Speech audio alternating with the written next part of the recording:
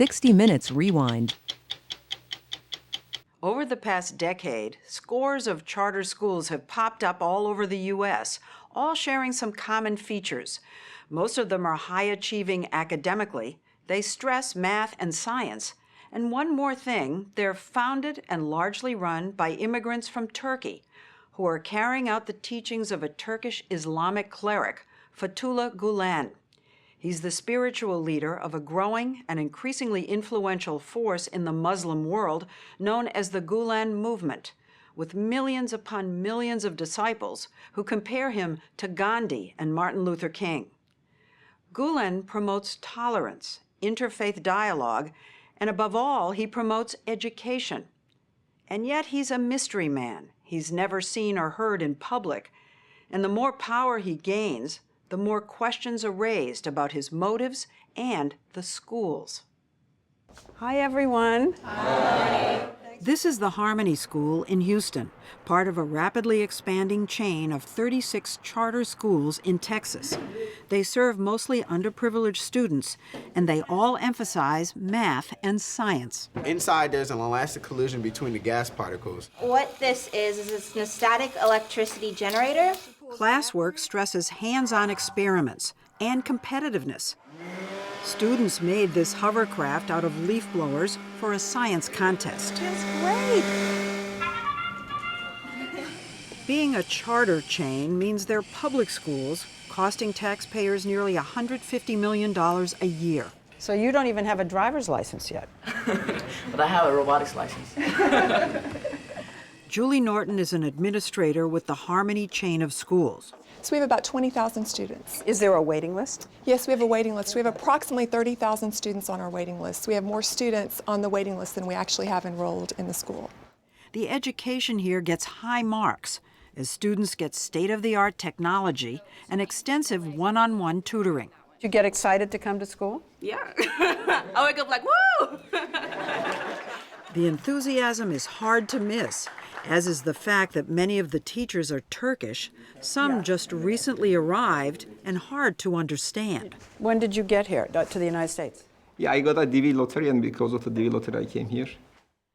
There are a total of about 130 charter schools like Harmony in 26 states. Together, they form the largest collection of charter schools in the country. Here's what's curious. They're founded and run by immigrant businessmen and academics from Turkey. Why are they building public schools here? Well, the answer seems to lie with this mystery man, the Turkish Imam Fethullah Gülen, who tells his followers that to be devout Muslims, they shouldn't build mosques, they should build schools, and not to teach religion, but science. In sermons on the web, he actually says, studying physics, mathematics, and chemistry is worshiping God. So Gülen's followers have gone out and built over 1,000 schools around the globe, from Turkey to Togo, from Taiwan to Texas. His message is that if you want to solve any social problem for the longer term, the solution has to go through education. Businessman Alp Aslandawan chairs a foundation in Houston that advances Gülen's teachings. It's so counterintuitive that people from Turkey would come here to get involved here in education. People do go to other countries, including Africa. United States, especially in math and science, is not really good, and many parents complain about that. So there is a need for skilled teachers in the United States in that fields. We went to Turkey to learn more and found Gülen schools are everywhere and considered the best. They're often multi-million-dollar high-tech facilities where girls are equal to boys and English is taught starting in first grade.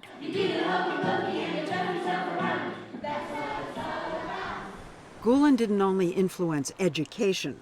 Starting in the late 60s as a young imam, he urged crowds of middle-class Turks to learn from the West and embrace its values, including an unexpected one, making money. In this internet sermon, he even told his followers, if you don't seek ways to be wealthy, that is a sin in the eyes of God. So his disciples in Turkey became successful businessmen and built a multi-billion-dollar Gülen empire that beyond the schools includes TV stations, a major bank, Turkey's largest trade association, and biggest newspaper. They love capitalism. It really is very much a business network as much as a religion in many ways. Andrew Finkel, who's been a freelance reporter in Turkey for 25 years, says Gülen tells his followers to reach out to people of other faiths. Tolerance is a very key part of their message. And it's not about the use of force. It's as far away from Osama bin Laden as you can get? Very, within the religion? Very, very different, yes. So I guess one of the big questions is what kind of a Islamic leader is Gülen? He leads by his own charismatic personality. Would you call it a personality cult? Yes. To his followers, Gülen's like a living prophet, and he used his influence to change the course of Turkey's politics, helping to make it a functioning, moderate Islamic democracy. One thing we couldn't find in Turkey was Gülen. Actually, very few people ever see him in person. He preaches via webcast from a prayer room in an isolated and unlikely location. For over a decade, Gülen has been living in self-imposed exile and seclusion in, of all places, the Poconos, in this gated Pennsylvania retreat. So does Mr. Gülen live in this building? Yes, in this building. To our surprise, Bekir Aksoy, who heads the retreat, invited us in, even though Gülen had turned us down for an interview. So this is the prayer room. Oh, is that Mr. Gülen's seat, his chair? Right, whenever he comes out of his room, he sits there and he speaks from there. And that's where he lives, behind that door? That is the door behind which Mr. Gülen lives. That is his private room. Gülen lives there alone. He's never married. The pile of medicine bottles are a reminder that at 70 plus, he's diabetic with heart and kidney problems. Will he come out? Will we get to see him?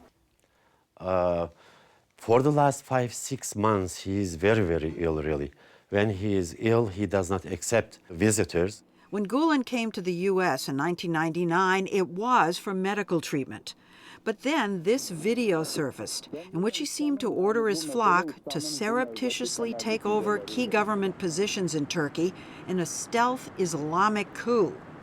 Accused of treason by the government at the time, Gülen decided to stay in the Poconos, even after he was cleared in 2008 in absentia. Why is he still in America? Well, I think if he were to come back, then there would be such a brouhaha, and I think he would be afraid of being seen as being too powerful. Too powerful because it seems that his followers have taken over key positions in the Turkish government and the police. If he says jump, people jump. There's no doubt about that. We have confronted real fear about this movement, particularly when we've tried to get critics to give us an interview. What are they afraid of? There's a fear of reprisal. I mean, it is the case that 2 or 3 people who've written books highly critical of the Gülen movement are now in jail. Seeming to have such power, this Wizard of Oz recluse invites conspiracy theories that he's running Turkey from the Poconos and is bent on global Muslim domination. His movement does lack transparency. Its funding, hierarchy, and ambitions remain hidden, leading our State Department to wonder, in cables between Ankara and Washington, if Gülen has an insidious political agenda. And now some of the suspicion revolves around the U.S. schools. Do they serve a function other than educating our kids? One accusation involves immigration fraud, that the schools are providing work visas for hundreds of Gülen followers from Turkey. And that the whole idea is just to get Turks to come into the United States, and this is an easy avenue for them. Which is categorically not true. David Dunn of the Texas Charter Schools Association says that because of a deficit of qualified Americans, the schools bring in math and science teachers from Turkey, as this list of visa applications indicates. Problem is, we've seen that some of these visas for Turkish teachers to come here are for them to teach English.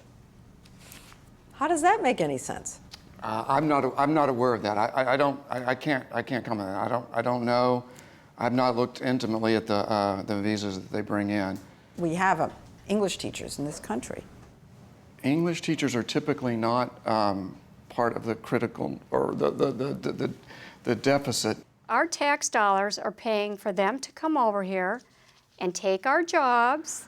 Mary Addy was fired as a teacher from a school in Cleveland, Ohio, part of a Gülen-inspired chain of 27 charter schools in the Midwest. They want to give you the impression that they're just hard-working guys over here to try to educate our kids because American teachers are just too stupid. As far as you know, why is an Islamic imam, which Gülen is, interested in setting up schools in the United States? Because it's a great money-making operation. The story will continue after this. Gülen's followers can make money through contracts to build and maintain the schools. But Addy has gone to law enforcement with charges that the schools also make money by bringing in foreign teachers in order to take a cut of their salaries.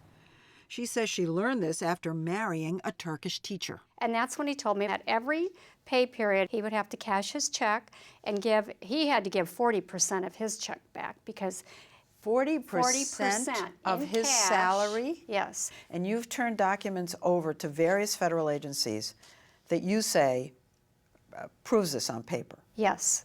The schools dismiss Addy's claims, calling her a disgruntled employee.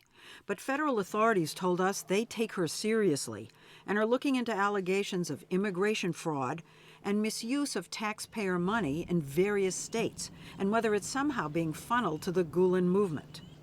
Then there's the internet, where there are incendiary blogs accusing the schools of secretly promoting an Islamic agenda. You know, there are various blogs that have accused these schools of being backdoor madrasas. Yes. So do you think there's a little bit of Islamophobia involved? I think there's clearly some anti-Islam bias involved in these blogs. Actually, we looked into this, and Islam is not taught at all.